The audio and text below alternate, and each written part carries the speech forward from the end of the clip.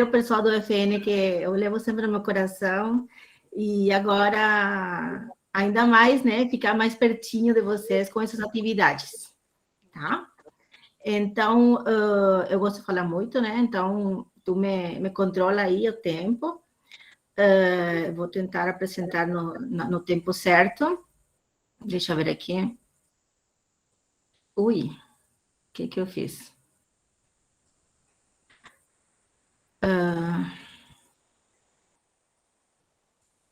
Não sei se dá para ver, Leandro.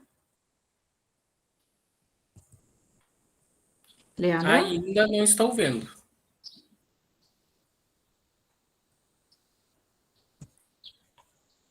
Vou tentar novamente. Apresentar agora, né?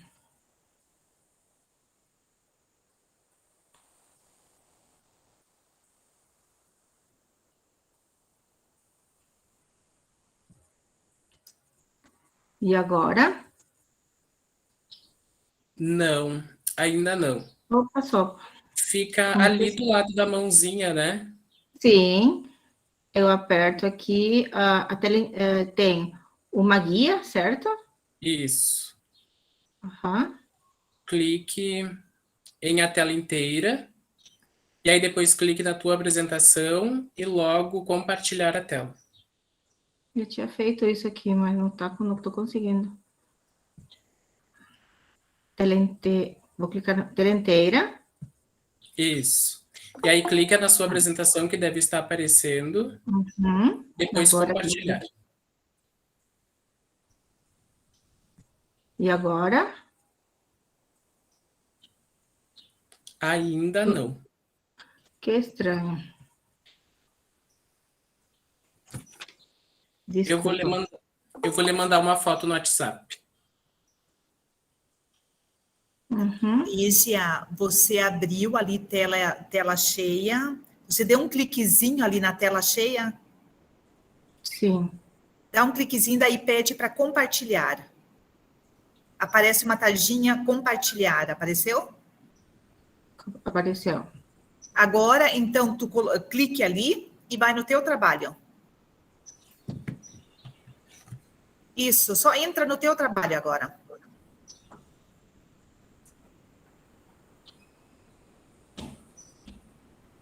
Agora sair, sem querer. Entrei. Sim, e coloca no modo apresentar agora, embaixo ali. Uhum. Perfeito. E ocultar, do ladinho onde tem bem... Isso, ocultar. Ótimo, parabéns. Só que agora não consigo ver vocês. Mas não tem problema.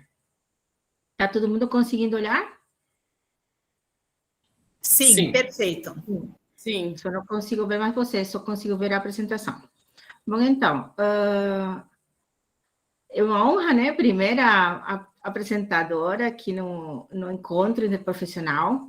Meu nome, como falei, Maria Luísa. E o tema que me convidaram para fazer anamnese, exame físico obstétrico, atualizações práticas.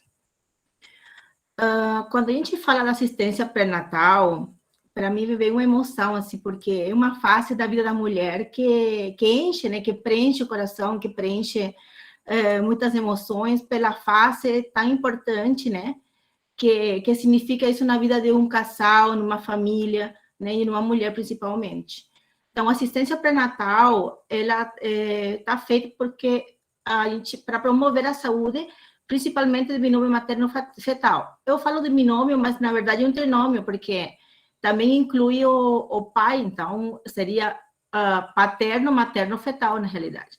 E o objetivo dessa assistência deveria ser a diminuição dos índices de mortalidade, né, e de morbidade materno-fetal. Mas quando é que a gente começa, né, a realizar essa assistência? Uma vez que é confirmada, mediante avaliação laboratorial, mediante o teste de gonotrofina coriônica humana, seja em urina ou seja no sangue, é indicado iniciar de imediato o pré-natal.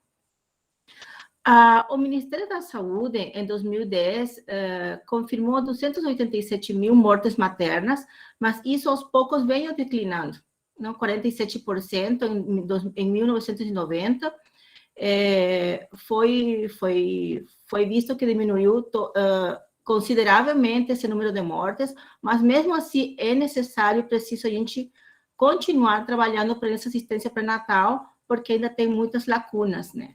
E quando a gente fala de que é o essencial para melhorar essa assistência pré-natal, segundo o Ministério da Saúde, ele indica que a qualidade da assistência é um dos pontos principais, né? Onde a gente precisa atuar tanto na falta tanto na parte da educação, em saúde, né, na promoção das políticas públicas com respeito a esse tema, a humanização, que hoje cada vez está sendo mais implementada nos hospitais e escola, e principalmente é o vínculo que existe não somente entre o médico e o paciente, entre o profissional de saúde e o paciente, mas também com os gestores, que eu acho uma terceira parte importante, né, e fundamental para que todo programa, projeto seja executado, né, e obviamente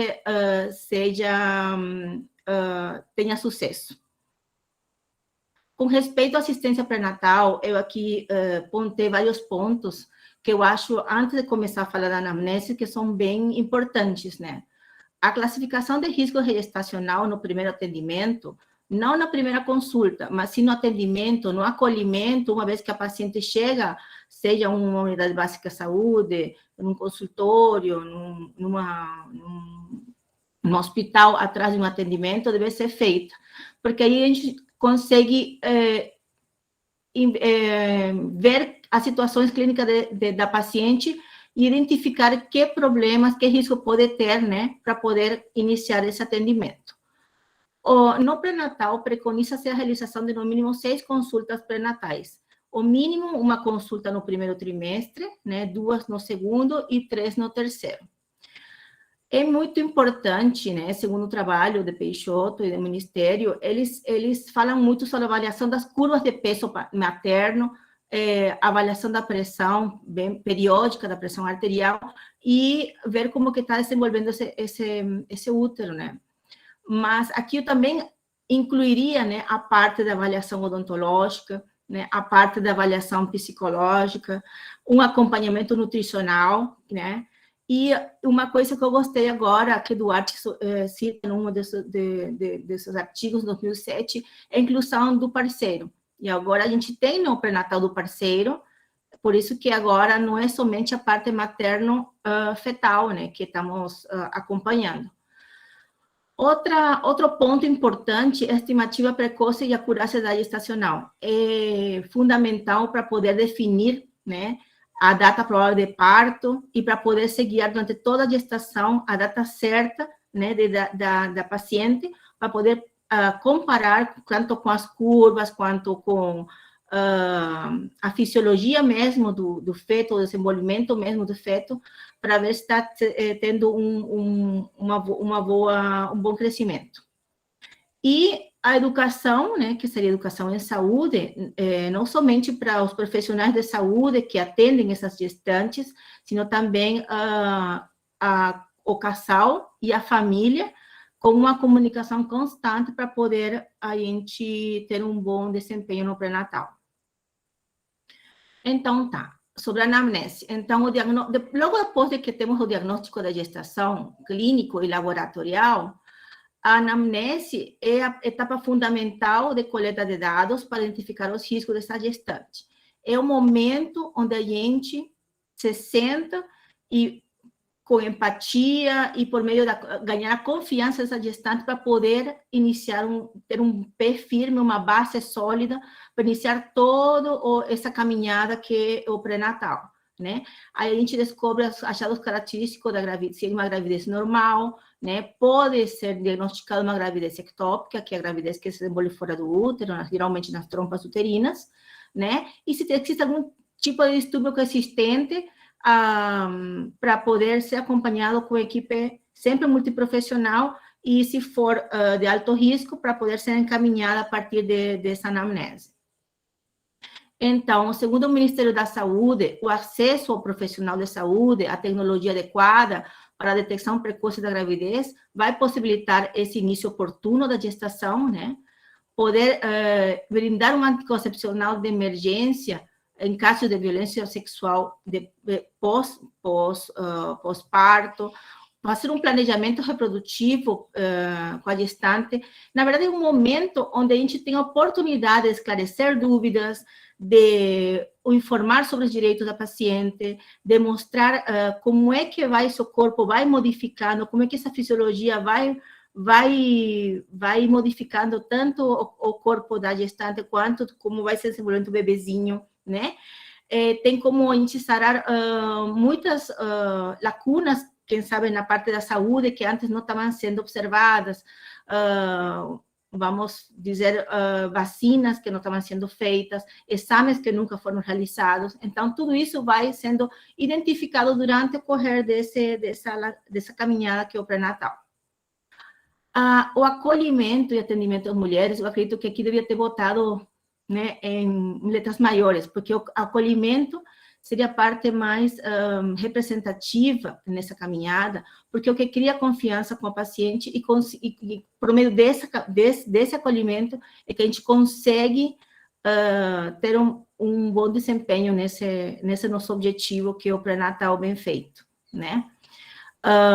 Detecção dos riscos também de uma gravidez indesejada. Sabemos que quem engravida, não desejando essa gravidez, acaba tendo não somente riscos para a gestante, mas também para o concepto. Os casais com dificuldades conceptivas, né, a gente tem que dar um olhar especial, né, por causa da dificuldade que eles tiveram que passar para poder valorizar maior esse feto, né, e esse casal, e fazer uma boa avaliação na parte de doenças sexualmente transmissíveis, né, para poder evitar futuras complicações, né, dessa gestação. Então, na primeira consulta pré-natal, as informações demográficas, elas são importantes, né, ver se essa paciente tem acesso a esse pré-natal, ou onde que ela mora, como é que ela vai, com quem que ela vai, se tem um dinheiro para se alimentar, às vezes tem que sair de localidades longe para poder ir até o local do pré-natal, né? Tem que deixar os filhos com outra pessoa, ou tem que faltar ao trabalho, ou não vai porque simplesmente não tem uma condução, né? Pessoais, se ela tem algum problema com respeito à parte de saúde, analisa se é uma paciente que tem uma dificuldade para deambular, se tem alguma dificuldade para falar, se tem algum problema, quem sabe familiar, que impeça, né, que, por exemplo, tem machismo, tem problema com, enfim, violência domiciliar. Então, tudo isso a gente tem que tentar chegar a essa paciente para descobrir todo esse histórico. A história de gestação atual, a idade gestacional, é o principal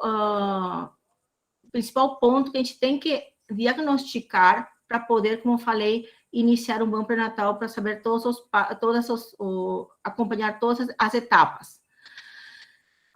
Investigar se foi uma gravidez planejada, né, como eu já falei, e que queixas tem essa paciente, se tem dor de cabeça, se tem enjoo, os típicos sintomas do início da gestação, né. Tem certos serviços que eles já vêm já tem um protocolo de perguntas, né, um checklist, que fica mais fácil para poder a gente investigar todos esses pontos, né.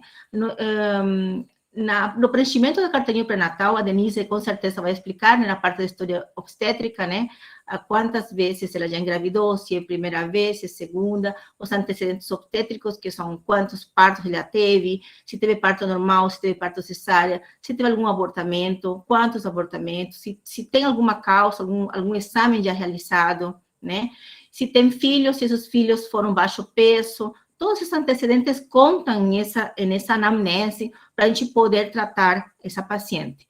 O intervalo entre os partos também é um dado muito importante, né? Se ela amamentou durante as gestações ou se teve algum tipo de complicações, seja na gestação ou no pós-parto. Sobre a história ginecológica, né, a gente tem que pesquisar como é que era a menstruação, se era uma menstruação regular, irregular, se o fluxo era pouco, era muito, quando que foi essa menarca, quando que foi a última menstruação, que é um dado importante para estimar a idade gestacional aproximada, né, da paciente, se usava algum tipo de método anticoncepcional, ou se tratava algum tipo de doença, como infertilidade, algum problema com a sexualidade, enfim. Além de uma história clínico-cirúrgica, né, se tem alguma cirurgia prévia, alguma patologia associada, alguma transfusão sanguínea. Aqui, dentro da transfusão sanguínea, também é importante saber o tipo, a tipagem sanguínea da mulher, né, da grávida, né, e que tipo de uso de medicamentos estava usando antes da gestação, né, porque tem muitos que a gente suspende durante a gestação. Eu já comentei sobre o histórico vacinal também. Tem muitas gestantes, pacientes que fazem uma consulta pré-gestacional, pré-concepcional, que a gente chama. O casal faz a consulta, isso ajuda aí muito, né? Já seria, no caso, em caso dessas gravidezes que são planejadas, né? Porque diminui o risco de algum problema durante já a gestação. Então, a gente já sabe como manejar. Sobre o hábito de vida, né, tabagismo, etilismo, sabemos que as complicações fetais existem, uso de drogas ilícitas, se praticar alguma atividade física, né, a obesidade também ela complica, né, a gestação com pressão alta, enfim, histórico pessoal e familiar, né, doenças hereditárias, atenção principalmente à diabetes gestacional, né, e a hipertensão, que é a causa mais frequente de morte em gestantes, né? Se teve algum antecedente de gemelidade, anomalias congênitas, doenças do parceiro também, que se realiza todos os testes durante o pré-natal do parceiro. E os psicossociais, né? Sobre problemas que já comentei antes, né? Se foi programado, não programada a gravidez, se tem alguma barreira potencial, algum risco com respeito a alguma doença psiquiátrica, se teve algum trauma, se foi um estupro, né? O ambiente familiar que essa gestante, né, se encontra, enfim.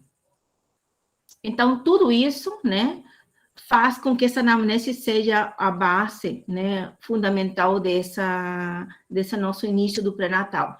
Os sinais clínicos mais clássicos seriam o atraso menstrual, né, e que teve uma relação sexual, então, mas não sempre o atraso menstrual quer dizer que é a gravidez, então tem que investigar também essa parte, né, por isso que a gente normalmente inicia o pré-natal com um exame, um teste positivo, e muitas vezes também as relações sexuais, eu vou ter entre parênteses, desprotegidas, mas a gente sabe que nenhum método anticoncepcional é 100%, então, esses são os sinais clínicos, né, que nos chamam a atenção para suspeitar, né, de que a pessoa, de que é uma gestante. Aqui, revisando alguns trabalhos, encontrei que o sangramento de pequena monta é relativamente comum na gravidez precoce normal, e muitas vezes ocorrendo no mesmo período em que seria esperada a menstruação. Então, muitas vezes a paciente não se dá conta que está grávida por causa desse sangramento. Então, é esse caso das pacientes que falam, eu menstruava e estava grávida, né? Em torno a 9% das mulheres experimenta pelo menos um dia de sangramento vaginal durante as primeiras 8 semanas de gravidez.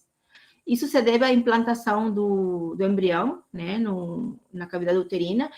Ele tem um sangramento que ele é o sangramento de implantação, que normalmente se dá no 13º dia da gestação, né, e pode aparecer em 9% das mulheres. Adolescentes têm uma maior incidência de anemias, de problemas de doença de hipertensão específica da gestação, prematuridade, baixo peso ao nascer e desproporção cefalopélvica. Por que eu botei isso aqui? Porque tem que ter muito cuidado na abordagem da parte adolescente. A gravidez na adolescência, ela é um problema à parte, porque normalmente a adolescente já chega com trauma por causa dessa gestação, chega um período da gestação avançado, onde a gente não pode fazer muita coisa, e as complicações por causa da sua fisiologia, né, são maiores, causando mais complicações, né, durante esse pré-natal. A idade materna acima dos 35 anos está associada a maior incidência de malformações fetais e aneuploidia. É o que eu falo, né, os extremos da vida. Então, entre 20 a 29 anos é a época ideal de engravidar, mas os extremos dos anos, né? Aí a gente tem que ter esses cuidados, né? Como são as pacientes acima de 40 anos, que têm muito mais risco de ter esses problemas. E já se considera a idade materna acima de 35 como um risco para a gravidez, segundo o SUGAIP. Quando falamos do exame físico, então, era tanta coisa que a gente pode falar aqui, mas eu fui fazer um resumo, né? Primeiro, o peso, né? O peso habitual que ela tinha e o peso atual da paciente, a altura da paciente para poder tirar o índice de massa corporal e fazer uma avaliação do estado nutricional. Muitas vezes, imagino que a Denise também vai falar essa parte do preenchimento, a gente não dá muita atenção às curvas, né? E nutricional tem muitas carteirinhas que a gente revisa e realmente não vem esse preenchimento, a gente não acompanha essa parte. E é tão importante, né, como faz parte desse exame físico inicial, a aferição da pressão arterial, preferentemente com a paciente sentada, e tem que ser feito um exame clínico geral.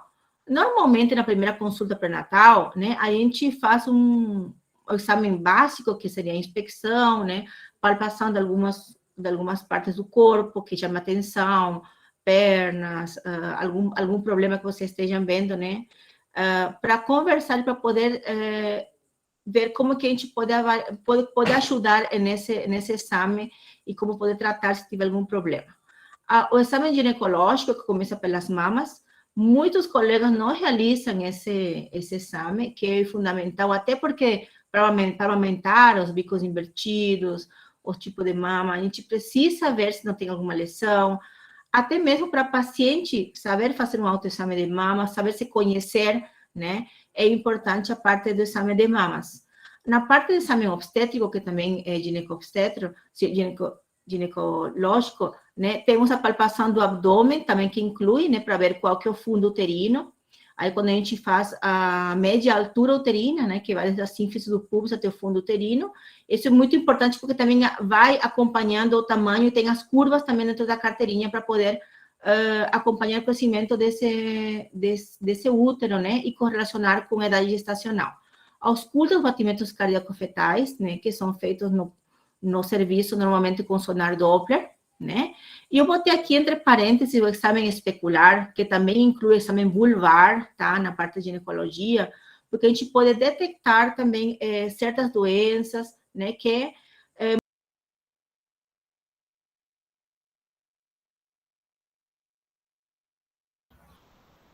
Maria, ficou mudo o teu áudio. Confere o microfone.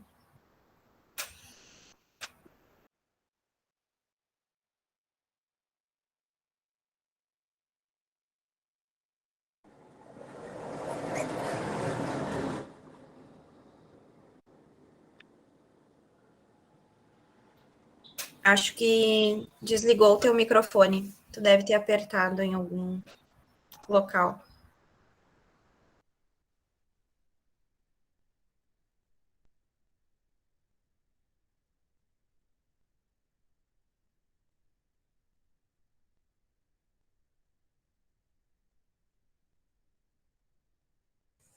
Oi? Agora voltou? Sim, Pronto. voltou.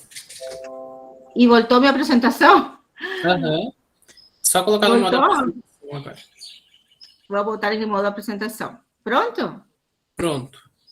Agora sim, então. Estava falando, não sei até onde vocês escutaram, sobre o exame clínico geral, ginecológico e obstétrico, a importância do exame das mamas, né? Porque no futuro essa paciente vai amamentar, até que é bom porque elas acabam conhecendo o seu próprio corpo, palpando sua mama, sabendo se tem alguma coisa diferente, conhecendo, né? As alterações que acontecem durante essa mama, durante a gestação, que são normais, né?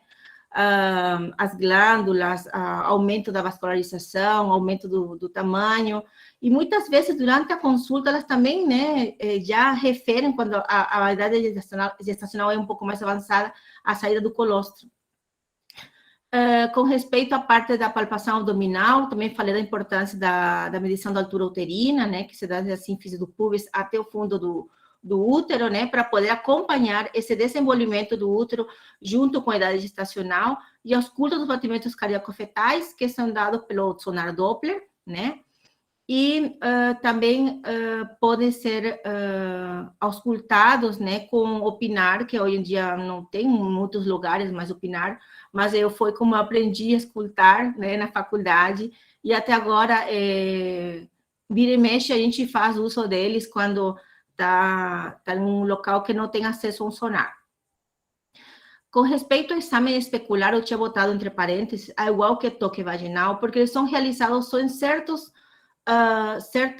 momentos, né, que não são de rotina, né? Especular quando a gente suspeita de algum tipo de doença sexualmente transmissível, ou muitas vezes para na coleta do preventivo, a gente já tem uma oportunidade, a coleta do preventivo, para poder olhar esse colo, né? E o toque digital, que só deve ser feito se a mulher refere algum tipo de contração, de dor, né? Igual que exame especular, um tipo de perda vaginal, se é um sangramento ou uma perda líquida. Os exames por sistemas, então, não se acostumam a fazer na primeira consulta, tá? Mas devem ser feitos durante a avaliação dessa paciente do pré-natal, né? Dependendo da queixa que ela apresente. É importante tomar atenção em todas as mudanças que ela refere e orientar sobre essas mudanças da paciente, né? Porque a gente sabe que se dá mudanças desde pele, né, até, bom, enfim, eu estava escovando os dentes e de um sangramento, né? A gente sabe que o sangramento pode ser normal, né? Por causa que um fator, né, que ajuda a circulação para poder oxigenar o feto. Então, tem que explicar toda essa parte, a paciente acaba sentindo menos preocupação e mais confiança nessa consulta e acaba auxiliando também a nosso acompanhamento. A altura uterina auxilia também no rastreamento, então, falamos das alterações de crescimento fetal. A gente pode ver se tem alguma alteração no volume do líquido amniótico, né? E pode ser também suspeitar de uma gestação múltipla. Isso quando a gente não tem a mão uma ultrassonografia, mas a gente pode ser feito mediante o exame físico. A sensibilidade à medida da altura uterina, abaixo do percentil 10 para o diagnóstico da restrição do crescimento fetal, é de 78% e a especificidade de 77%. Então, quer dizer que muitas vezes, estando no interior, a gente não tem um aparelho de ultrassom, mas pelo simples fato de uma boa altura, medição da altura uterina e um bom acompanhamento, a gente pode detectar essas alterações. Então, existem os sintomas de presunção, que são as náuseas, os vômitos, as alterações mamárias que eu comentei, né? As alterações urinárias por causa do aumento do volume do útero, né? Polaciúria, nictúria. A percepção dos movimentos fetais da paciente, né? Que seriam de presunção, as mudanças no apetite, desejos alimentares, pica, né? A fatiga, a tontura, cialorreia, distensão abdominal, constipação, dispneia, congestão nasal, câimbras, lombalgias, tudo isso de acordo da gestacional e das mudanças fisiológicas da gestação, né? A gente sabe que no início da gestação tem muito mais sintomas que no final da gestação. No meio da gestação no segundo trimestre é a fase mais tranquila, né, da gestante no que se refere a queixas, né, durante a gestação. Entre os sinais de presunção, então, a amenorreia, que é o atraso menstrual de 10 a 14 anos, de 14 dias, né? As alterações mamárias, a congestão, mastalgia, congestão, pigmentação dessas areolas, surgimento desses subórculos de Montgomery, né? Aparecimento de colostro e aumento dessa rede venosa visível. Alterações na vulva e na vagina, né? Cada alteração tem nomes, né? Tem sinais que a gente acaba aprendendo na faculdade, mas no final, na parte prática, durante o pré-natal, a gente acaba sendo mais visual e a gente acaba fazendo o diagnóstico mais pela prática, né? Alterações no muco cervical, que é a maior quantidade de muco, né? A ausência dessa cristalização, que é o padrão arboriforme que a gente vai ver na microscopia. E as cutâneas que estava falando, né? Hiperpigmentação da face, estrias, croasma, a linha negra, que é a linha que a gente visualiza na linha meia do abdômen. de probabilidades, que são as alterações e a consistência do útero, que ele forma, né, uma flexão do corpo sobre o colo uterino, quando a gente faz o toque, e o preenchimento também que a gente sente no fundo do saco por causa do aumento do volume desse útero. Consistência do cervical amolecida e, obviamente, o aumento de volume abdominal que todo mundo nota, né, numa gestante. Sinais de certeza, então, é a ausculta dos batimentos cardíaco-fetal. Esse tem que ser bem identificado, porque tem muitos profissionais que confundem com a circulação da placenta e muitas vezes pode ter um problema no batimentos fetais e é confundido. Pelo ultrassom, a gente consegue ver entre a sexta e a sétima semanas, pelo sonar Doppler com 10 semanas e pelo estetoscópio de Pinar com 18 a 20 semanas, dependendo também da prática do profissional. O sinal de pulsos, né, que é o rechaço fetal intrauterino, quando a gente bota a mão sobre o abdômen da paciente, a percepção desses movimentos fetais pelo examinador, que a gente consegue também com 18 a 20 semanas, dependendo da quantidade de panícula adiposo que a paciente possui. Então, para complementar, a gente sabe que tem os exames complementares, a gente falou sobre anamnese e exame físico, mas temos os laboratórios, tanto de urina quanto de sangue, e os exames de imagem, temos também a cardiografia, que é muito uso, né, durante nosso acompanhamento do exame físico, quando chega uma paciente já com uma idade mais avançada, para poder avaliar, né, melhor os batimentos, essa vitalidade fetal, as contrações uterinas, e também temos outros exames que podem ser pedidos no pré-natal de alto risco, né, durante esse acompanhamento, né, que não necessariamente são de imagem, mas que o médico vai pedindo, né, dependendo do que vai observando durante esse pré-natal. E era isso, mais ou menos, espero não tenha eu tenha falado o que mais ou menos vocês estavam esperando. E não sei se tem alguma dúvida.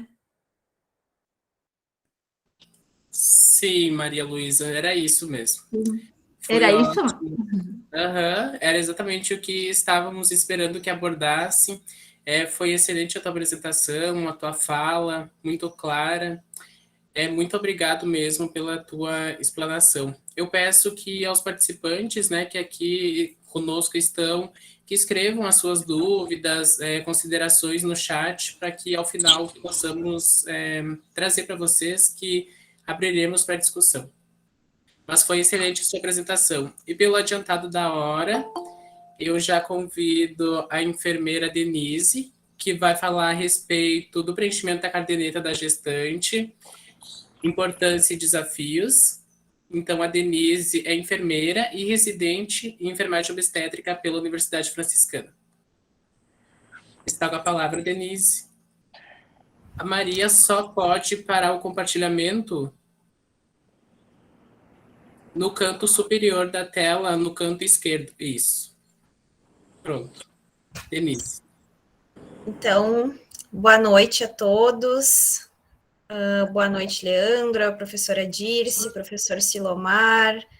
Não sei se tem mais algum dos profs aqui com a gente, mas se tiver, também o meu boa noite.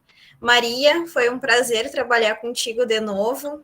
A Maria Luísa, eu tive o prazer de conhecer ela no início da residência e conhecer um pouquinho da trajetória dela, que me admira muito. Como o Leandro falou, eu sou enfermeira, formada pela Faculdade Integrada de Santa Maria, e atualmente estou residente do 2º ano de enfermagem obstétrica, atuando no Hospital Casa de Saúde, aqui de Santa Maria, na maternidade.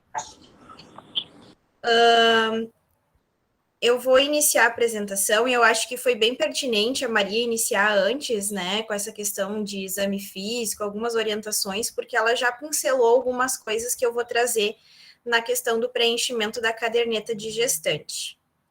Deixa eu ver se eu me acho aqui agora. Tela inteira, né?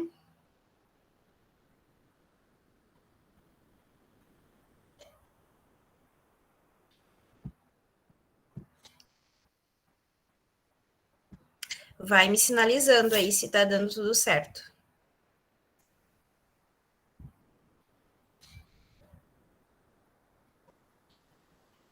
Já, mas tudo certo. Tá ok. Isso. Pronto? Pronto. Tá bem. Então, da mesma forma que aconteceu com a Maria Luísa, eu não vejo vocês. Então, qualquer necessidade de interromper, eu peço que tu, Leandro, fale comigo, tá? Vai me avisando. E em alguns momentos aqui eu gostaria da participação do pessoal que está nos acompanhando, pode ser pelo chat, algumas participações rápidas aqui durante a apresentação, e aí tu pode ir me passando o que eles vão digitando, pode ser? Então, vou falar sobre a questão da caderneta da gestante, né, a importância do preenchimento e os desafios, e acrescento também algo para a gente pensar sobre isso, com relação à caderneta ser um instrumento de trabalho do profissional, um documento ou um direito da gestante.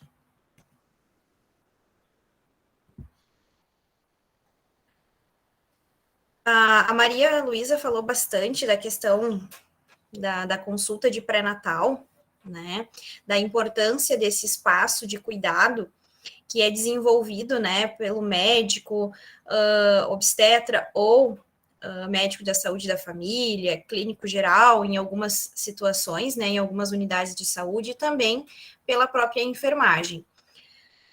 Esse espaço, então, a gente vai desenvolver, bem como a Maria trouxe, toda a avaliação dessa gestante, a classificação de risco dessa gestante, as trocas de conhecimento, de informação e as próprias intervenções em saúde que serão necessárias durante esse processo gestacional.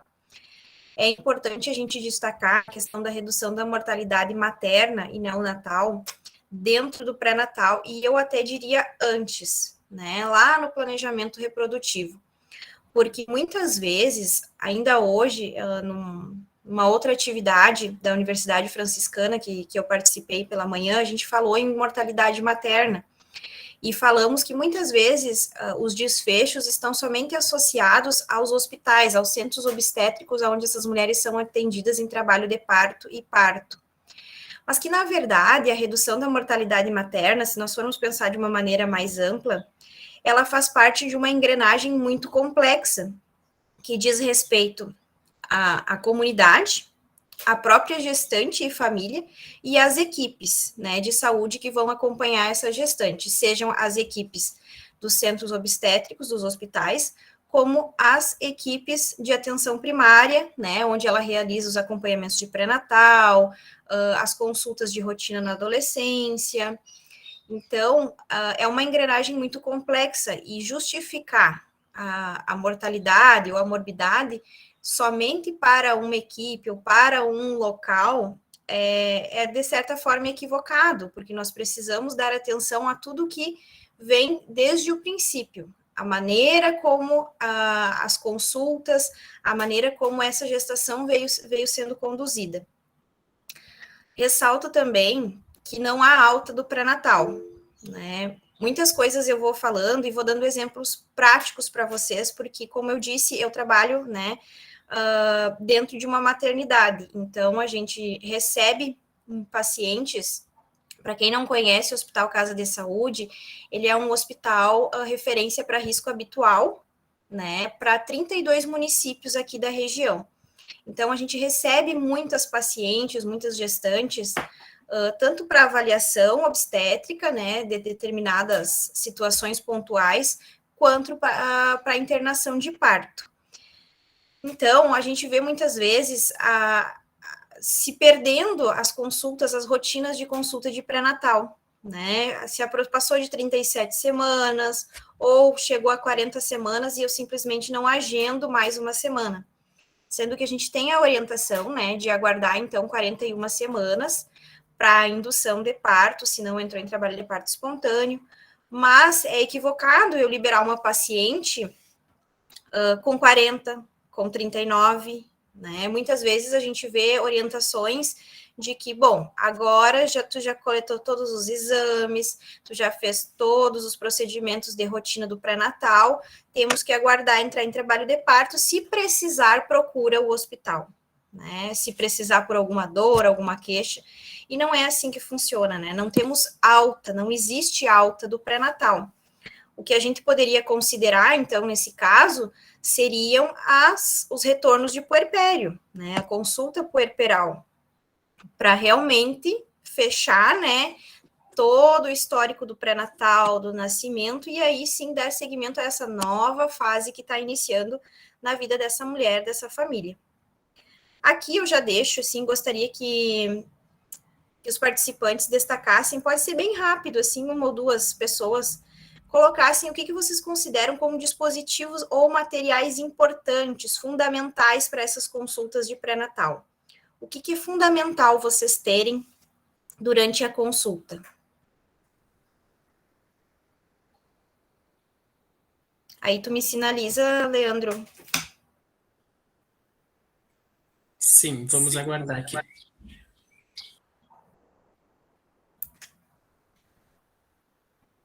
A Maria Luísa falou de algumas coisas que a gente utiliza, né, de instrumentos, de dispositivos.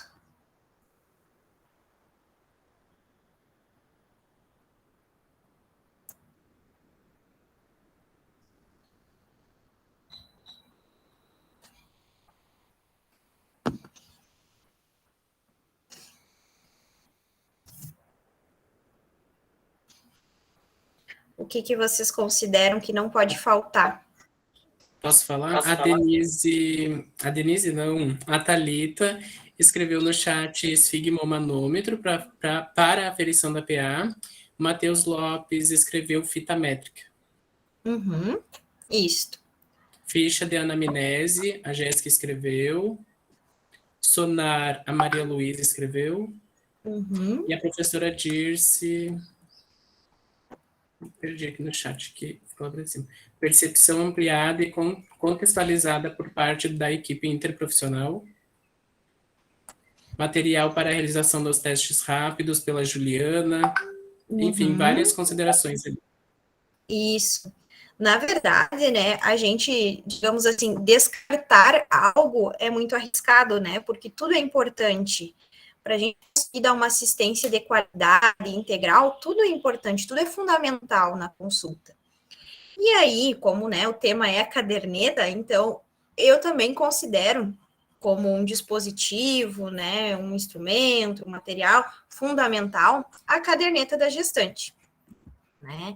A primeira versão dessa caderneta, né, na verdade, cartão da gestante, como era chamado antigamente, foi lá em 1988, se não me engano, um cartão da gestante, né, mais simples, mais sucinto, né, onde tinham, então, informações, características demográficas, né, o histórico reprodutivo, alguns exames clínicos e laboratoriais, e as comorbidades pré-existentes dessa gestante. Algumas coisas a Maria Luísa já comentou, né, mas eram realmente num cartão de forma mais sucinta, um espaço menor, mais objetivo.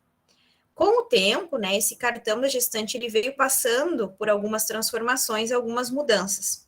As mais importantes começaram a ocorrer de 2014, 2015, quando teve uma grande reformulação, né, que aí a gente passou a chamar de caderneta da gestante.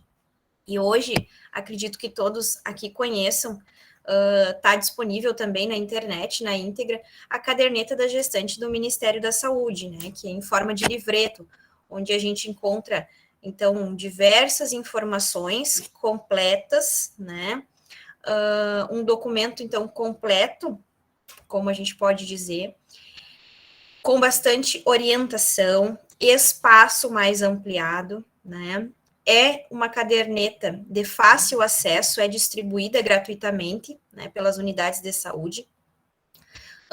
O manuseio dela também, por mais que ela seja extensa, né, às vezes, para quem não tem muito hábito de manusear a caderneta, às vezes vai se perder nas páginas ali, mas ela é, teoricamente, ela é de fácil manuseio, com as informações bem alinhadas, né, importante que os espaços também de registro dessas informações, eles também foram ampliados, né?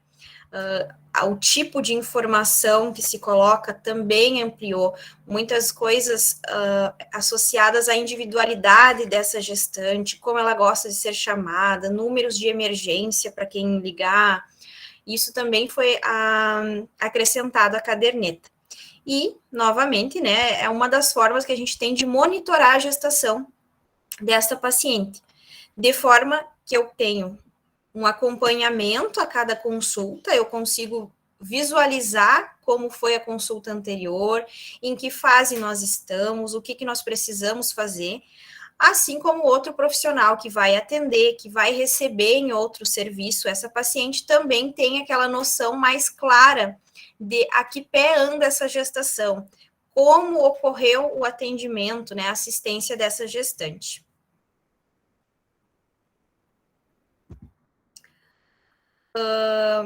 Aqui alguns modelinhos eu trouxe, né, mais antigos, do famoso cartão da gestante, né, mais pequeno, mais simples, mas que continha informações importantes, como eu disse, mais pontuais, mas importantes da mesma forma, sobre essa gestação e o histórico dessa mulher.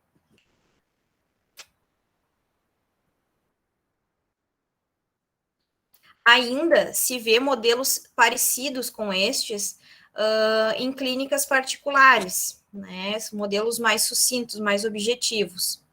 Aqui a gente tem na segunda imagem uma caderneta também, né, um cartão em formato de cartão, né, de duas folhas. Olhando assim visualmente parece poluído, parece com um espaço pequeno, mas às vezes a gente deixa de preencher alguma coisa porque acha que vai ficar muita informação, que vai confundir, que vai ficar poluído visualmente. Mas independente disso, a gente pega o caderninho de caligrafia, dá um jeito, coloca com a letra mais bonitinha, organiza, mas preenche tudo que é necessário. Porque vocês pensem, se essas informações estão na caderneta, não estão ali somente, né, para ficar bonito. Elas precisam ser preenchidas. Elas têm um valor, elas têm uma importância. Aqui, então, a caderneta da gestante, a nossa mimosa, né, charmosa caderneta. Já na contracapa, ela já inicia falando do direito da gestante, né, de atendimento, de assistência na gestação, no parto e no pós-parto. Fala também sobre o que ela vai encontrar nessa caderneta, né, o tipo de orientação, quais são, digamos assim, o sumário dessa caderneta. Já a gente percebe que essa caderneta, ela vem para destacar também a individualidade dessas pacientes, dessas gestantes, né? O nome da paciente, como ela gosta de ser chamada,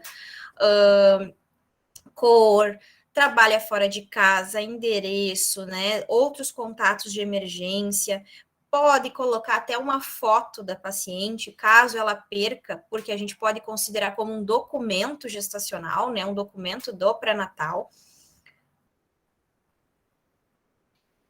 A caderneta, ela tem algumas informações de destaque, né, associados aos direitos da gestante e da família, as fases da gestação, a individualidade, como eu falei.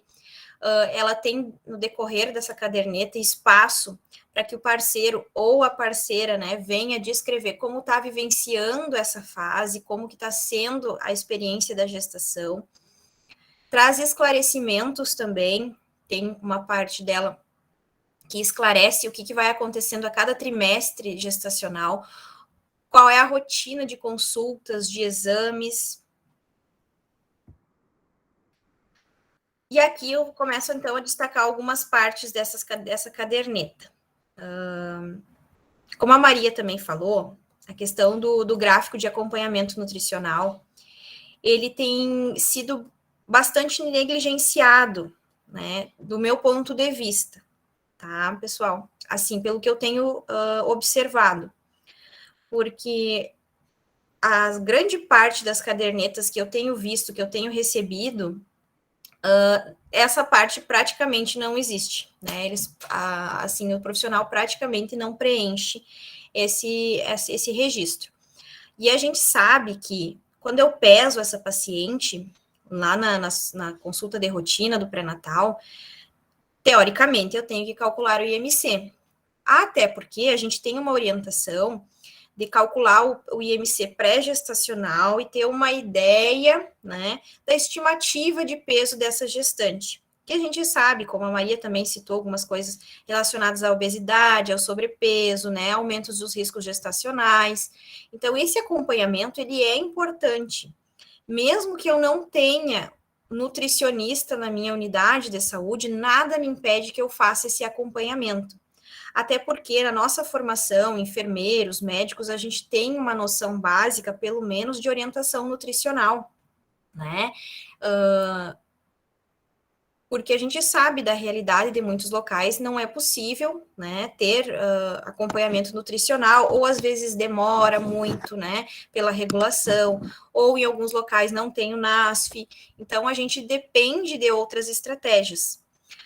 A questão da curva, né, de altura uterina com a idade gestacional também é extremamente é importante que a gente faça essa marcação e acompanhe. Muitas vezes a gente não consegue, né, as unidades de saúde, enfim, não conseguem, né, mais de uma ultrassom. E a paciente, às vezes, não tem a condição de pagar uma outra ultrassom.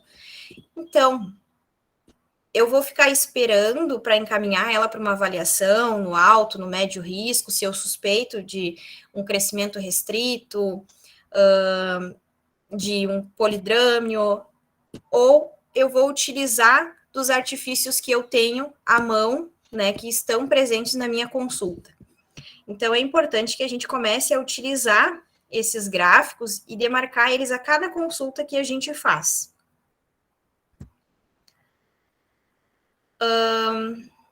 Tá ficando, a imagem tá nítida para vocês. Quando eu fiz os slides, estava um pouco a qualidade um pouco baixa. Não sei se tá melhor agora, Leandro. Está melhor sim, estou conseguindo ver bem. Tá bem. Aqui também é uma outra parte, assim, que sofre um pouquinho com os registros, né? Quando as gestantes chegam para nós na maternidade, além da entrevista, né, da queixa, do motivo dela ter nos procurado, a primeira coisa que a gente pede é a caderneta da gestante. É ali que a gente vai buscar, então, essas informações de como tem sido o acompanhamento pré-natal, qual o histórico dessa gestante, né? Então, normalmente, essa parte de exames, ela vem preenchida. Não vou dizer que 100% dos exames que são realizados no pré-natal estão descritos na caderneta. Mas, pelo menos, os primeiros, eles vêm, em todas as cadernetas, eles têm sido registrados. Aí eu destaco da importância da gente conseguir se organizar para preencher os exames que são importantes, né? Principalmente a gente sabe que a cada trimestre a gente tem uma rotina de exames laboratoriais a pedir, né? Que essa gestante precisa realizar. E em alguns outros momentos a gente vai precisar de outros complementares, né? Para fechar algum diagnóstico ou para auxiliar em alguma conduta. Esse espaço que vem na caderneta, ele é, então, destinado justamente a esses 3 trimestres, né, que a gente precisa. Vejo que falta muito a questão da instrução, né, do estado civil dessa gestante, da parte de suplementação, a parte de ultrassonografia também deixa a desejar no sentido de que, muitas vezes, o profissional preenche a data que foi realizado e a idade da ultrassom, né? A idade pela ultrassom, a idade gestacional. Isso é importante? Sim. Mas, se eu tenho ali descrito peso fetal, placenta, líquido e outros, é porque eu preciso preencher. Né? Não é simplesmente ilustrativo, né? A gente precisa preencher. A Maria falou da questão da ultrassom, que o ideal é quanto mais precoce, melhor, para que a gente possa datar com segurança, né, com uma margem, digamos assim, de segurança, a idade gestacional correta. Algumas vezes, lá com 6 semanas, precoce seria o ideal, mas quanto muito precoce, muitas vezes não se vê, não se percebe batimento cardíaco fetal na ultrassom. Em outras situações, já se consegue perceber. E aí, é interessante que o profissional que pegou o laudo dessa ultrassom registre em outros BCF positivo ou o valor que ele encontrou no laudo. Por quê? Se eu recebo uma ultrassom com 6 semanas e mais nada de informação, e eu não tenho o laudo, essa gestante veio para a maternidade e não veio com o laudo, e aí a próxima ultrassom dela é com 13 semanas, e aí sim tem o registro do batimento, e eu tenho certeza, né, que com 13 semanas já se percebeu o batimento, ali muitas vezes a gente não vai utilizar a primeira ultrassom, ainda mais se a gestante não souber me dizer, olha, eu não escutei o batimento na primeira ultrassom, eu não consegui ouvir. Então, é importante que quem recebeu o laudo registre essas informações corretas para melhorar a assistência posterior que essa gestante vai receber. Da outra página, classificação de risco. Dificilmente alguém preenche a parte de classificação de risco. E a gente vai, quando recebe essas cadernetas, a gente vai com um olhar fixo já para essas principais informações. Eu quero procurar nessa caderneta o que me indica, né, qual é o risco dessa gestante. Se é uma gestação saudável, ou se eu tenho que ter um olhar especial para essa gestante que eu estou atendendo. Gestações, né, prévias, né, antecedentes obstétricos. Já teve situações que a gente recebe caderneta com gesta 0 e a paciente, né, está gestante, né? Gesta 0, não nesse modelo aqui, porque diz gestação prévia, né? Mas tem um modelinho que ele só diz, né, paridade 0. E aí a questão da gente avaliar corretamente o número de aborto, parto vaginal, às vezes dá uma enrolada ali, a gente acaba preenchendo outra coisa, bota em cesárea, bota em aborto, ou esquece do aborto e coloca só o parto, e aí quando a gente vai entrevistar a gestante, a gente percebe realmente que são 3 gestações, 2 abortos, por exemplo. A questão do peso fetal, que a Maria Luísa falou também, é importante a gente fazer. Antecedentes clínicos é muito importante porque faz parte também da classificação de risco dessa gestante, tanto antecedentes clínicos quanto da gestação atual, a gente precisa preencher. A parte das vacinas, né, da hepatite, da influenza, creio que agora, talvez, né, se a gente manter um padrão, uma rotina de vacinação da Covid, essas cadernetas vão precisar ser reformuladas também, porque às vezes, né, as unidades, enfim, onde fazem os postos de vacinação, dão apenas aquele cartãozinho de vacinação, e a gestante às vezes perde, né, esquece. Então, é interessante registrar tanto no cartãozinho, né, no comprovante, quanto na caderneta da gestante, né. Naquele momento, ela está gestante. Então, eu preciso, tudo que é realizado com ela na situação da gestação, eu preciso trazer para dentro da caderneta. E esta parte aqui, também de extrema importância, que são as nossas consultas, né, os nossos atendimentos, e precisam também, de forma clara, serem registrados aqui. E vocês vejam que eles têm, aqui tem o peso e o IMC, né, e nós não calculamos IMC. Então, é importante calcular esse IMC para que a gente consiga fazer essa avaliação do ganho de peso, e porque a classificação de risco a gente faz lá no início da gestação e a gente vai com um olhar atento a cada consulta, comparando se está havendo alguma mudança nesse risco gestacional. Como a Maria falou também, o toque, se for indicado, né? Então, eu descrevo por que eu realizei o toque.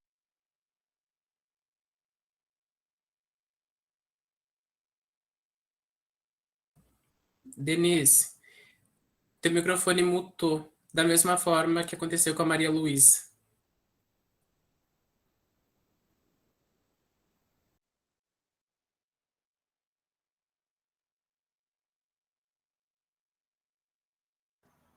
Voltou? Voltou. Tá bem. Agora,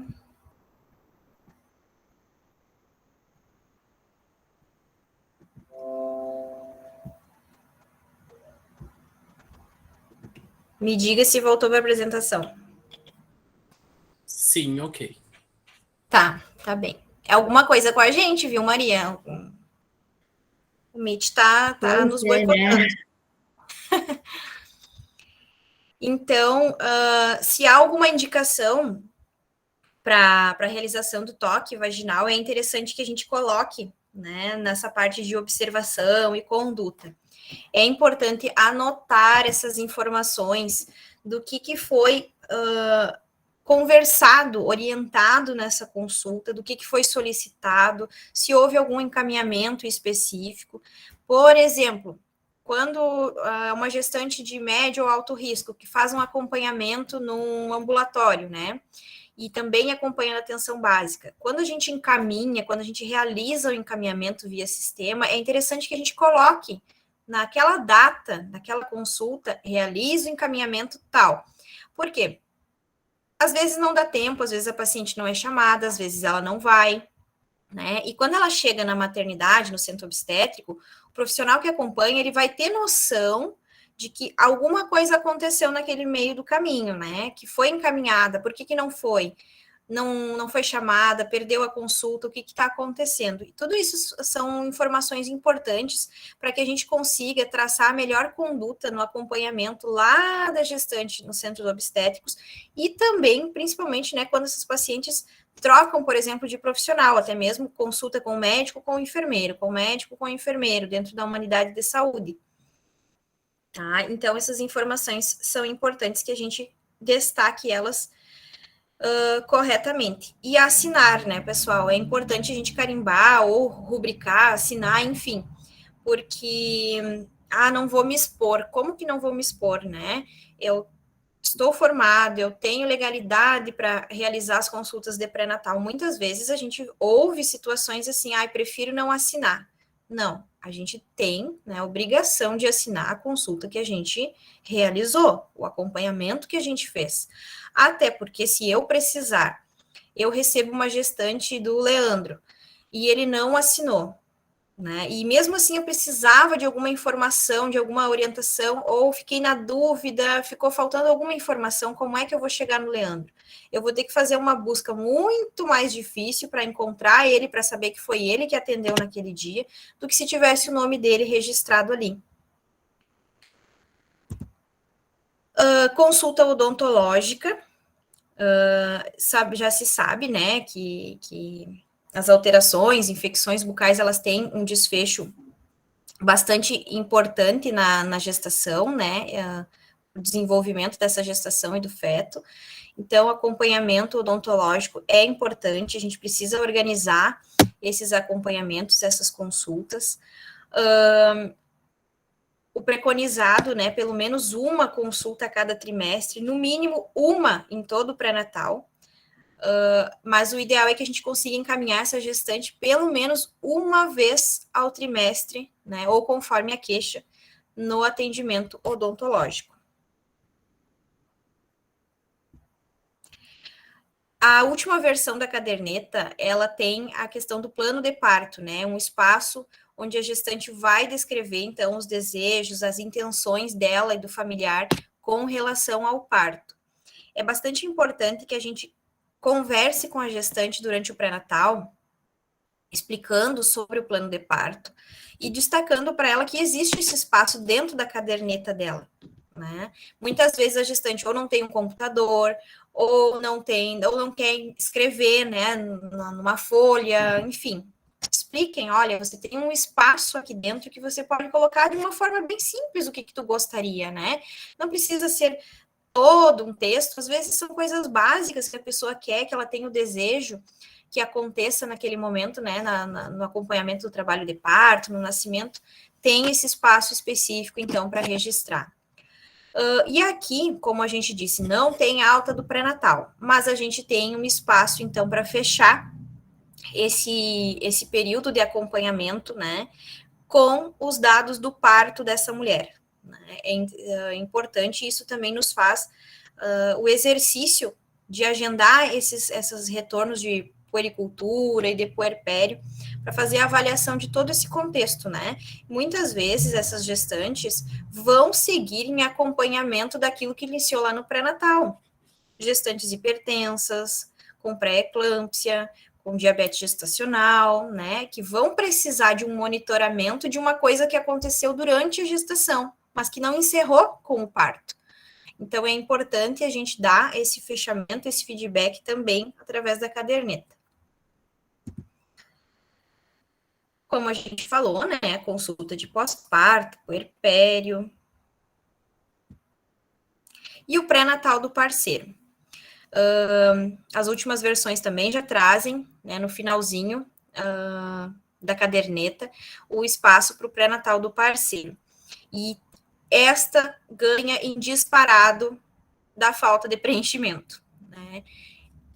Alguns modelos, que não é esse modelo do Ministério da Saúde, não tem pré-natal do parceiro, mas, basicamente, minimamente, os testes rápidos que foram realizados, eu preciso encontrar um espacinho para registrar a data e o resultado. Nesse modelo que a gente tem, é importante que a gente registre esses testes, né? Minimamente os testes rápidos, mas aqui cabe destacar que o parceiro ele tem direito a realizar esses exames de rotina, a avaliação da situação vacinal, consulta odontológica, sim, parceiro também tem direito a acompanhamento odontológico. Então, é importante a gente começar a dar visibilidade para esses parceiros e parceiras, enfim, quem está, né, acompanhando essa gestante nesse parceiro sexual, digamos assim, nesse período gestacional, e dar visibilidade e atendimento. Eu lembro que quando a gente realizava atendimentos nas unidades de saúde, como era interessante e importante quando a gente percebia aqueles espanto positivo, sabe, dos parceiros, assim, poxa vida, eu nem sabia que eu precisava fazer exame, eu nem imaginava que tu ia me examinar numa consulta dela, sabe? Então, eles gostavam muito desse olhar, dessa sensibilidade, dessa importância que a gente dava para aquela pessoa, e eles retornavam. Todos os parceiros que eu consegui realizar o pré-natal do parceiro, que eu reservava um espaço depois, né, de toda a avaliação da gestante, eles retornavam. Eles vinham, eles voltavam na próxima consulta, eles traziam os exames de novo. Às vezes eles vinham achando que tinham que consultar com a gente com outras queixas que eram mais afastadas, né, dessa questão da sexualidade, enfim, da gestação. Mas isso demonstra, assim, como eles precisam de olhar também, do olhar do profissional. Aqui, eu trouxe um estudo, o mesmo que eu baseei a apresentação também, que foi realizado aqui em Rio Grande, né, aqui no Sul, analisando os anos de 2007, 2010, 2013 e 2016, nos hospitais de Santa Casa de Misericórdia e o Universitário de Rio Grande. Esse estudo, ele avaliou o porte e o preenchimento das cadernetas, né, e como a gente já veio falando aqui, ele demonstrou, então, que existem umas falhas extremamente significativas, quanto relacionado, então, à anotação de enfermagem e médica, mas principalmente naquelas anotações que, teoricamente, iriam demandar mais tempo do profissional na consulta, que é o quê? O exame físico, né, e a avaliação dos laboratoriais, porque a gente tem que avaliar, explicar, registrar no prontuário eletrônico do paciente e ainda registrar em caderneta. Eu acrescentaria também, claro, esse estudo ele não trouxe essa situação, mas eu acrescentaria também pela prática, e talvez a Maria Luísa possa falar também, sobre a questão lá dos antecedentes obstétricos e clínicos dessa paciente, do histórico dela, que essa é uma das partes que eu também percebo grande falha no preenchimento, né, de ficar sem ser preenchido. Então, talvez por quê? Porque manda mais tempo, porque é histórico, porque é uma conversa com essa gente, né? E a gente sabe que as rotinas são corridas, as agendas estão cheias, né? E muitas vezes a gente deixa a desejar simplesmente por não preencher informações essenciais. O estudo também demonstrou que o porte de caderneta, ele era mais baixo do que o esperado, né, de 41% a 68%, principalmente no setor privado. Então, isso é mais uma questão que a gente reforça também, a importância de fornecer a caderneta para a gestante, porque, sendo o setor público ou privado, a caderneta é um direito dessa gestante, é o histórico da gestação dela, da avaliação, do monitoramento dessa fase, desse processo gestacional. E eu preciso, né, desse documento, desse registro bem preenchido, completo, e que é um direito dela, ela precisa portar esse documento. Então, para a gente ir finalizando, em função do tempo também, eu vou deixar mais uma pergunta para a gente pensar, né, e responder rapidamente o que a gente pode fazer, o que a gente pode mudar nas nossas consultas, para que a gente não perca a oportunidade de preencher essas cadernetas. O que vocês iriam sugerir para as equipes de vocês, ou nos locais onde vocês trabalham, que fosse ajustado para que não se perca mais esses espaços, para que eles não fiquem mais em brancos, para que a gente consiga preencher devidamente as informações que estão ali, não somente por ilustração, mas porque elas são essenciais para o acompanhamento e para o monitoramento dessa gestante. O que vocês iriam sugerir?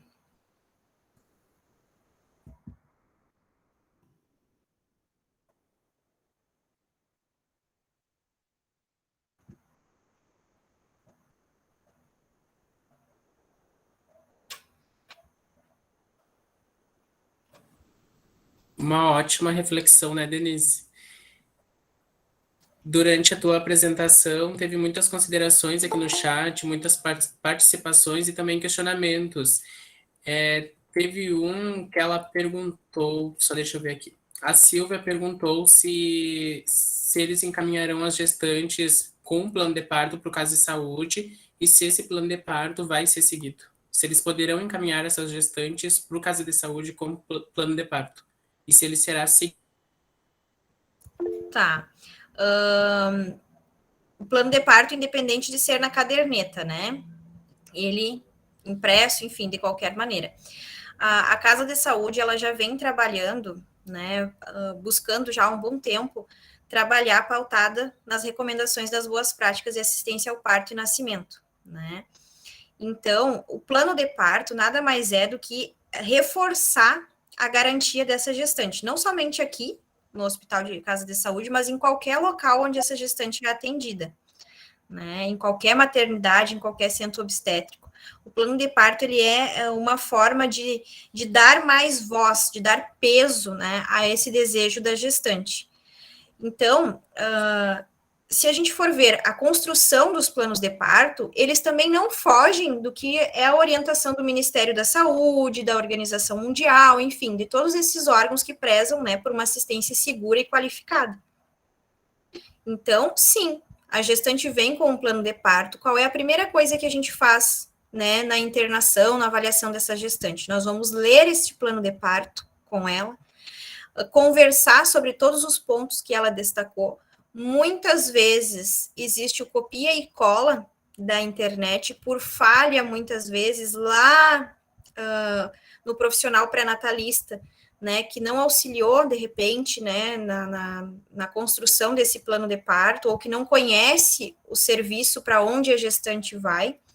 E aí tem o copia e cola da internet, né? Então, vem algumas coisas que já não se realizam mais, né? Há um bom tempo já não se realiza mais na assistência, e aí vem naquele plano de parto, né? Por exemplo, o enema, a lavagem intestinal, né? Já caiu por terra há um bom tempo. Então, a gente faz isso, a gente recebe esse plano de parto, a gente faz a leitura com a gestante, com o parceiro, enfim, o acompanhante, destaca algumas coisas e, na grande maioria das vezes, esse plano de parto ele é seguido porque ele está de acordo, né, com o que já vem sendo preconizado dentro de todos os serviços.